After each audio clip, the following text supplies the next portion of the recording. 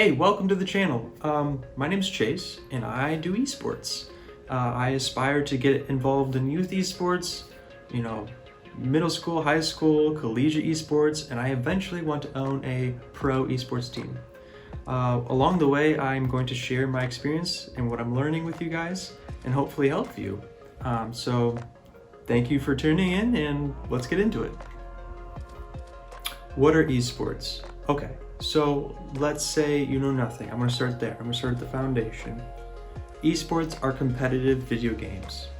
What I mean by that is there are teams, there are coaches, there are tryouts, there's practice, there's jerseys, there's leagues, there's championships. Does that sound familiar? Yeah, it's just like traditional sports in that sense. It's competitive and all those things. The benefits of esports are very similar to sports, and that's going to be a trend. Most things in esports are pretty similar to traditional sports. The benefits are that you're going to be on a team.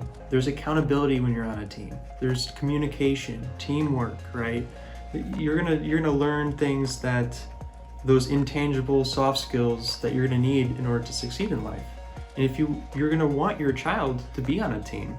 If they're hardcore gamers and that's what they do, getting them involved on a team, an esports team, whether that be at a school or a private league, is going to greatly benefit your child because they're going to learn to show up on time.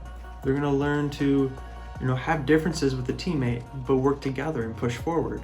They're going to learn, winning is a great feeling and working hard towards something is awesome. They're also going to learn how to deal with defeat. It's all of those soft skills that we every day deal with and need in order to succeed in life. And you're going to learn those by joining an esports team. So when comparing esports to traditional sports, I like to use the 80-20 rule. I really think that esports 80% of the time is the same thing as traditional sports. And again, I'm talking about the coaches, the league, the teams, the jerseys, tryouts. Those are all the same things. All the soft skills you're learning, those are all the same things. And it's okay to not understand esports and be confused. It's just understand, just think of it like a traditional sports league, okay? So if you want to get your kids involved, you reach out to a coach. Google esports in my area and get involved. It's nothing more complicated than that. And then if you're trying to start a program, you can model it for the most part off the same way that you're doing baseball or soccer or football. You're going to want all those key personnel. Of course, the terms are going to be a little bit different, but for 80% of the time, it's going to be similar. So if you're confused, you can DM me, you can reach out, comment with your questions, I'll answer them. But just understand that everyone else is also learning with you. So there's no judgment. For the other 20% of the time, that when it is different, that's kind of where we get into, the fact that no one owns football or soccer, but someone does own Overwatch or League of Legends. And so some things are going to be a little bit different in that sense where if a publisher does not want someone to use their game in the league, they can enforce that legally because it's their intellectual property. Something for esports that's a little bit different is that it's on the computer. So you need a stream. You need to be able to watch a stream to figure out where the stream is.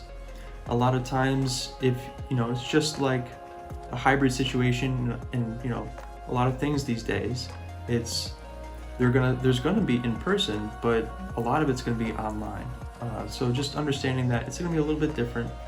And yeah, so that's kind of some things I talk about when I say the 80-20 rule when it comes to esports and traditional sports.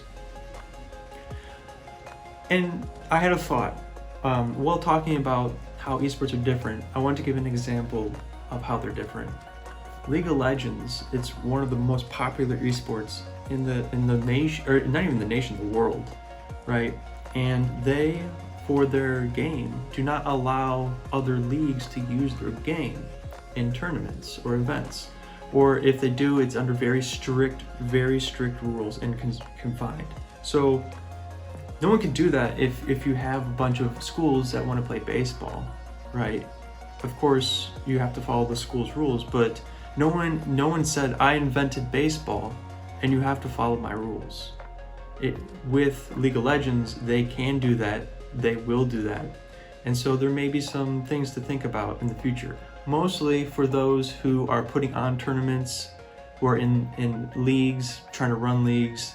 It'll be mostly for them. If you're a parent, you don't really need to worry. There'll always be a league for your child to play in, so that's not anything you have to worry about this time. So what is the state of esports currently?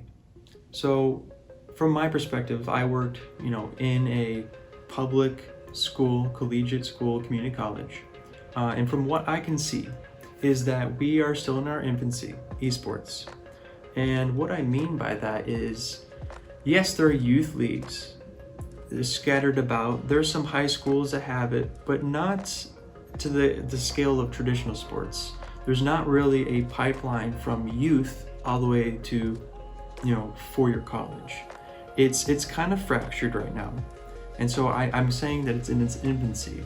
In the future, there will be everything from youth league, middle school leagues, high school leagues, 2-year college leagues, 4-year college leagues, pros. That's what I'm calling the pipeline. Right now, we're still building that pipeline. And there's some implications of that not being the case, of not having an esports pipeline. That means that when you're sending your child or you're starting an esports program, you have to understand patience and understand that these kids and young adults have not grown up in a team-oriented esports league their entire life. So let's talk about my experience here. At a community college esports, where we just started, and we have a lot of student athletes that come and have never been on a team.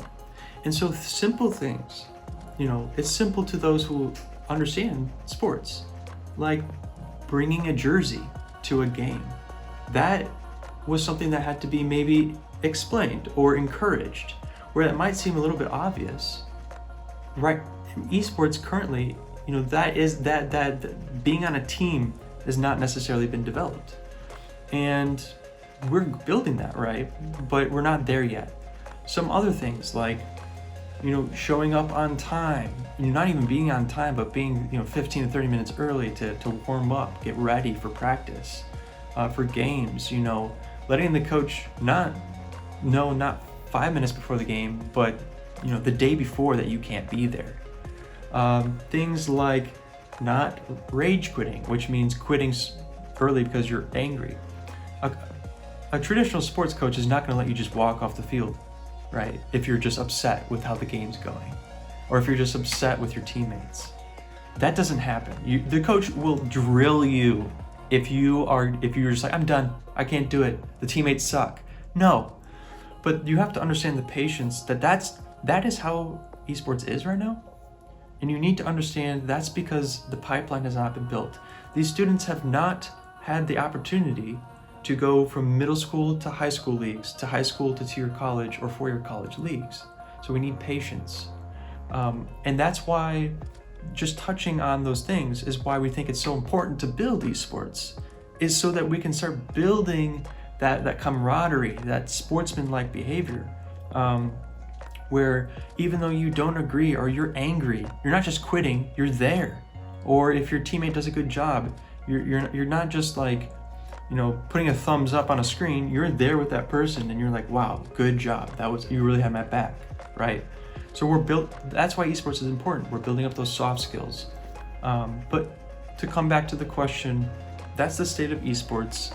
There's still a lot of growth. There's still a lot of building. It's still kind of in its infancy, but later down the road, there's going to be a complete pipeline where students coming out of these programs are going to be the leaders of the future, because they are going to deal with hard situations and know how to come through. So where do I see the future of esports? Coming from the mindset of I'm talking more public education or just education in general. Where I see it is being very similar to elite or traditional sports. I know I say that a lot, but I really want to, take that home. It's a lot more similar than you think. But where I see it going, once we build out this pipeline, I think that could take anywhere from 5 to 10 years. We're gonna start traveling to games, right? I know that seems so simple, but we're not there yet, right?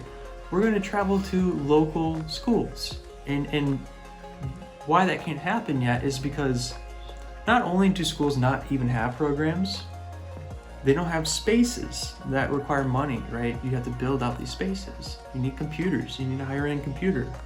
But not just having space to practice, you also need, like a football or baseball, you need a field. You need a field with stands where people can come watch, right? Right now, streaming on Twitch, Facebook, YouTube, that's taking that, we're able to watch because of those streaming platforms. But in the future, we're gonna want to see, computers facing each other, a big screen above so everyone can watch, and chairs around, and to cheer in person. I see that happening.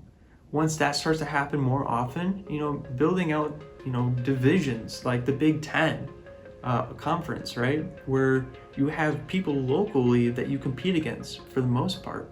And, starting those things where, you go travel for these big events. Right now, it's just you throw in a stream, it's pretty casual, but we're gonna get to the point where there's gonna be bigger stadiums filled with these events. And that's gonna be really exciting. And that's where I see, kind of educational esports in the future. Is esports inclusive? Yes, very inclusive, if not the most inclusive sport that you can participate in. What I mean by that is all genders can play on the same team, and all physical abilities can play on the same team. As long as you're able to, use a controller or a keyboard of sorts, then you're able to participate. And that's breaking down some boundaries. It's very exciting. I know at the community college that I worked at, we had all genders on the same team. And it was great. It was really interesting to hear the perspective of both multiple sides. And I think that that's awesome. In the future, we'll see maybe, different gender teams, but I think we will, for the most part, see them together. And that's awesome, and that makes me very happy. And so if you are concerned, if your child will not be able to participate, they totally can participate. It's open to all. It really just comes down to, are you good at the game? And so we totally would welcome you in. Okay, so say you're sold. You want to get your kids into esports, or you want to get your program started at your school. Whether you're a teacher, a parent, volunteer, an athletic director. So how do you get involved? Well, for the parents and such, all you need to do is really Google esports in blank, your city. Reach out, to a school that has it or a private league that has it, and just ask, hey, how do I get involved? I know it seems simple, but that's all you have to do. If you're an athletic director at a school or faculty member and you want to start a program at your high school, middle school, college, that probably would require reaching out to a consultant of sorts. I do consulting like this. I'm also willing to just chat, help guide you, and recommend other people who may be, closer to your area. So I have a network of people that can help you. So there's a lot of ways you can get involved, whether you're just trying to get your student or child involved, or if you're trying to get your school involved. Many amazing people are out there building programs every day. It's a lot of hard work, but it's super rewarding, and we would love to have you. My information will be down in the bio or the description of the video. You can, again, DM me, comment, and I will respond. And we would love to have you in the esports community.